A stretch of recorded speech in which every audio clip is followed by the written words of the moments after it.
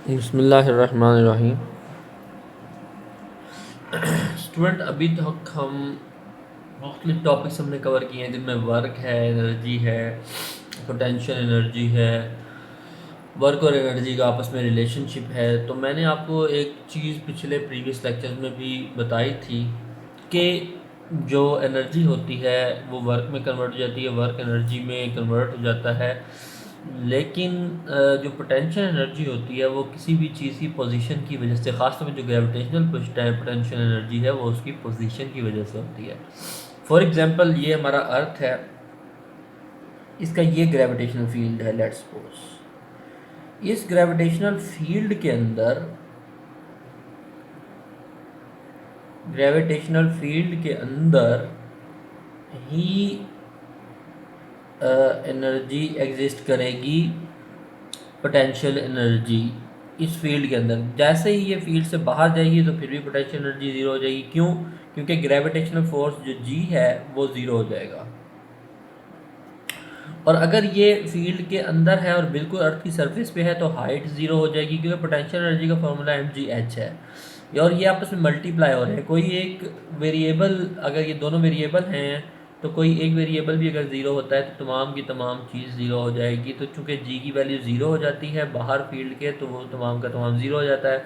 और बिल्कुल earth surface पे है तो हाइट की वैल्यू ज़ीरो हो जाती है, तो ये फिर भी ज़ीरो हो जाएगी पोटेंशियल एनर्जी इन दोनों पॉइंट्स पे। अभी हम एक general formula, absolute potential energy का एक जनरल फार्मूला ड्राइव करना चाह रहे हैं। फर्ज करें कि ये अर्थ है और ये उसका सेंटर है, और आप अर्थ से किसी एक पॉइंट की दूरी पे जाते हैं। ये पॉइंट को आप सपोज कर लेते हैं 1। तो इसका, इस पॉइंट 1 का जो ज़ीरो सेंटर से जो डिस्टेंस होगा वो r1 होगा। एक पॉइंट अब कर लेते हैं 2।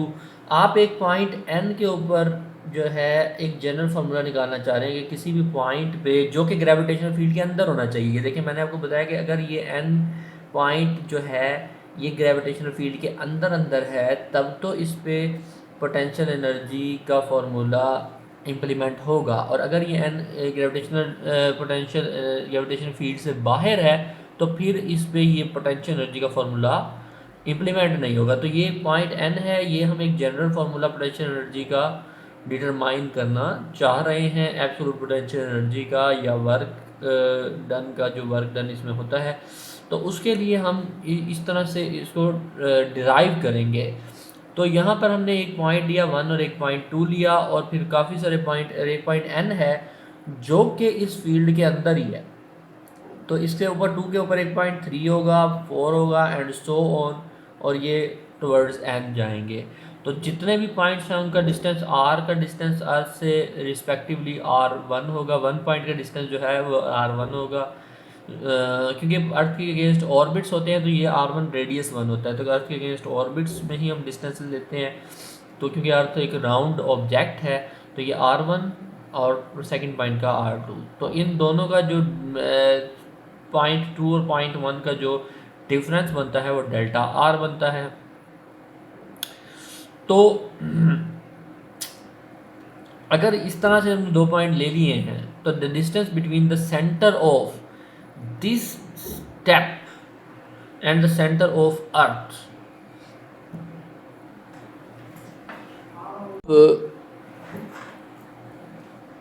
ये अगर 2 पॉइंट्स हैं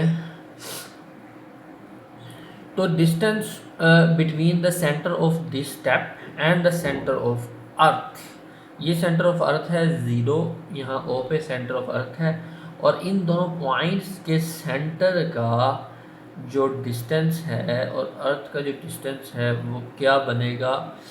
तो वो बनेगा जनाब आर, यानी कि कहने का मकसद है यहाँ ये इस इन पॉइंटों के आप सेंटर में से, सेंटर से अर्थ के सेंटर तक का डिस्टेंस मालूम करना है। तो ये आर है, ये इन दोनों का मीन होगा। R is equal to r1 plus r2 divided by 2 mean होगा। ये जो मीन आर आया है ये इन दोनों पॉइंटों के सेंटर से लेके अर्थ के सेंटर तक का डिस्टेंस आपने कैलकुलेट किया।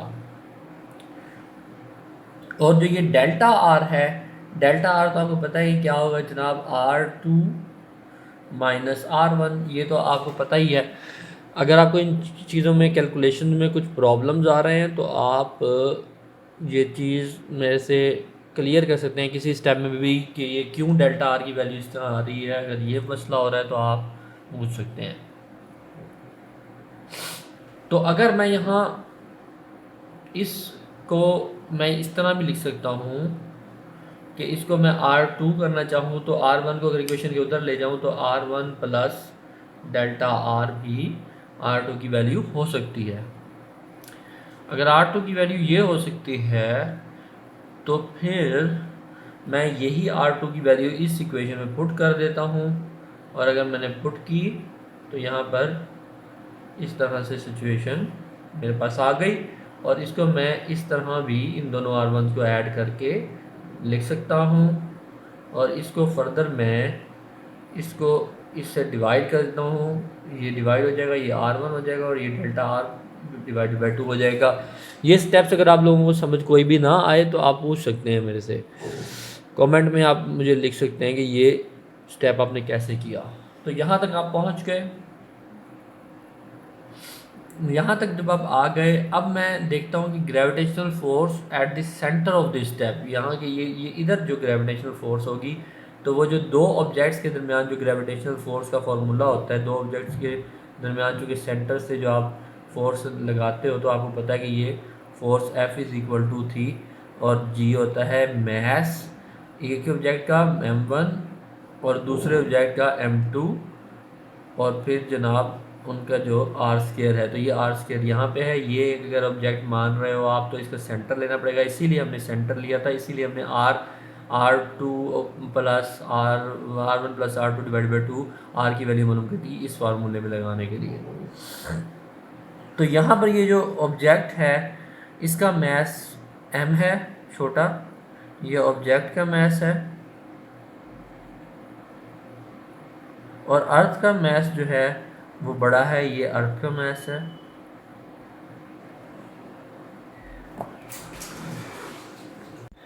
तो जब ये दो मैसेज अर्थ का मैस और ये ऑब्जेक्ट का मैस छोटा है तो ये आपके पास फार्मूला आ गया, और जी जो है वो ग्रेविटेशनल कांस्टेंट है, ये आप लोगों को पता ही है, पहले पढ़ा होगा आपने। अब यहाँ पर जो आर की वैल्यू है, आर की जो वैल्यू है वो हमने कैलकुलेट की, ये वाली वैल्यू, तो आर स्क्वायर की जो वैल्यू होगी वो R1 plus delta R by 2 का स्क्वायर होगी। अब यहाँ जो फॉर्मूला लगेगा वो a प्लस बी का होल स्क्वायर होता है, तो वो R1 का स्क्वायर आ जाएगा plus 2R1 delta R divided by 2 plus delta R 4 और यहाँ स्क्वायर, ये वाला फार्मूला लगेगा। अब अगर इस डेल्टा आर को मैं कह दूँ कि डेल्टा आर इतना छोटा है कि निगलेक्टेड है, ये बहुत छोटा है, डेल्टा आर R1 से बहुत छोटा है, इतना छोटा है कि इसको हम निगलेक्ट कर सकते हैं, तो ये टर्म भी निगलेक्ट हो जाएगी, ये तो कट गया, ये टर्म निगलेक्ट हो जाएगी क्योंकि डेल्टा आर मज़ीद स्क्वायर जो है वो बढ़ जाएगा, और मज़ीद ये स्क्वायर से ये भी डबल हो जाएगी, ये तो ऑलरेडी बहुत ज़्यादा डिस्टेंस था ना, तो ये स्क्वायर से और ज़्यादा इंक्रीज़ हो गया और ये और ज़्यादा डिक्रीज़ हो गया, तो इनका डिफरेंस बढ़ गया, तो ये चीज़ ज़ीरो हो जाएगी। अगर इसको मैं ज़ीरो कर दूँ तो R1 का square plus R1 delta R आ जाएगा, तो ये आपका आर स्क्वायर आ जाएगा। अब डेल्टा आर की जगह पर आप डेल्टा आर की जगह पर आप R1 R2 माइनस R1 भी लिख सकते हैं। तो जब आपने R2 माइनस R1 लिखा तो यहाँ पर R1 square plus R1 R2 minus R2 हो गया, ये दोनों कैंसल आउट हो गए।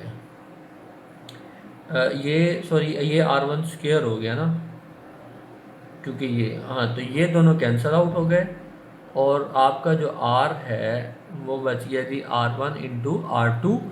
ये चीज़ R के इक्वल हो गई। तो ये जो फॉर्मूला था ये बन गया F is equal to G M R1 square R2 square, बल्कि ये स्क्वेयर के इक्वल है तो यहाँ स्क्वेयर भी लगेगा। ये ऐसे के ऐसे इसको रिप्लेस कर देगा R1 और R2। ये अब फॉर्मूला आप लोगों के पास आ गया। जो क्या था जनाब, यहाँ पे जो ऑब्जेक्ट है उस पे जो ग्रेविटेशनल फोर्स लग रही है वो इस फॉर्मूले के तहत लगेगी, यानी कि R2 इंटू R1 यहाँ आ जाएगा और GM आ जाएगा, यानी कि इस ऑब्जेक्ट पे ये R2 जो इसका इस पॉइंट 2 का डिस्टेंस है और इससे नीचे वाले पॉइंट का डिस्टेंस है R1 है। तो इन दोनों के प्रोडक्ट यहाँ पर आएगा और ये वाला फॉर्मूला ऐसे हो जाएगा। तो ये यहाँ तक आप लोग समझ चुके होंगे इस पॉइंट को।